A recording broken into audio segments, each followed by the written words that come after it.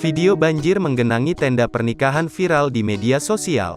Video viral itu diunggah oleh akun Instagram @andreli_48, Jumat, tanggal 18 Maret tahun 2022.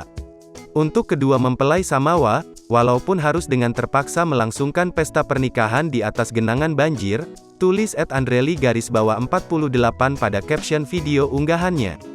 Dalam unggahan video itu memperlihatkan area tenda pernikahan digenangi banjir. Tampak pengantin dan penyanyi berada di atas panggung sejajar. Dua orang pria wanita melanjutkan menyanyi di atas panggung meski di depannya penuh air banjir.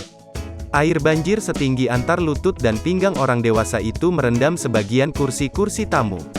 Terlihat di depan panggung penuh genangan air banjir. Tidak ada tamu, hanya beberapa keluarga menyaksikan kondisi banjir.